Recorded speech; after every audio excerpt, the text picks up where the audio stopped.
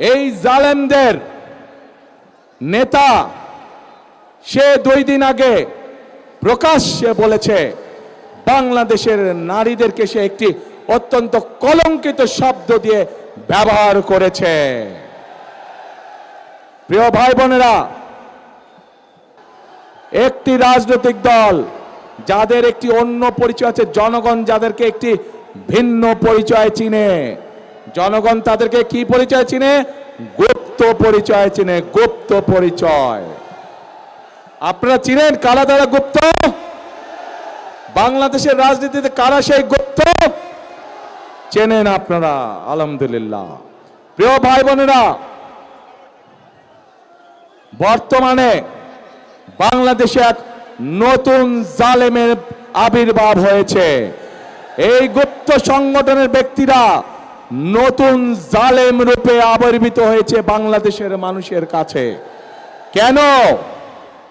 প্রিয় ভাই বোনেরা, এই বাংলাদেশে আবহমান কাল ধরে, শত হাজারো বছর ধরে এই বাংলাদেশে নারী পুরুষ সকলে মিলে মাঠে কাজ করে।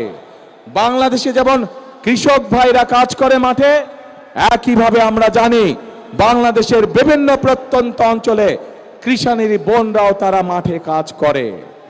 প্রিয় ভাই বোনেরা, শুধু মাঠেই নয়, বিভিন্ন কল কারখানায় আমরা দেখেছি আমাদের মায়েরা, আমাদের বোনেরা, আমাদের নারীরা তারা পুরুষের পাশাপাশি কাঁধে কাঁধ মিলিয়ে কাজ করে। তারা যে গার্মেন্ট শিল্প নিয়ে সমগ্র পৃথিবীতে আমরা গৌরববোধ করি, সেই গার্মেন্ট শিল্প টিকিয়ে রেখেছে এই দেশের নারী সমাজ, এই দেশের মা বোনেরা। প্রিয় ভাই বোনেরা, আজ আমরা অত্যন্ত কষ্টের সাথে দেখছি, অত্যন্ত ঘৃণার সাথে দেখছি এই যে নতুন জালেম, যাদেরকে মানুষ গুপ্ত হিসাবে চিনে, এই জালেমদের নেতা সে 2 দিন আগে প্রকাশ্যে বলেছে বাংলাদেশের নারীদেরকে সে একটি অত্যন্ত কলঙ্কিত শব্দ দিয়ে ব্যবহার করেছে। প্রিয় ভাই বোনেরা,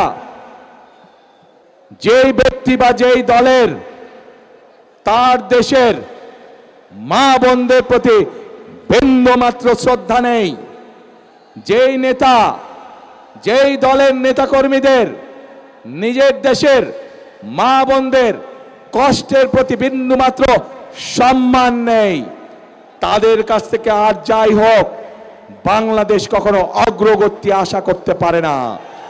তাদের কাছ থেকে আর যাই হোক বাংলাদেশের মানুষ আত্মসম্মানমূলক কোনো, মর্যাদাপূর্ণ কোনো আচরণ আশা করতে পারে না।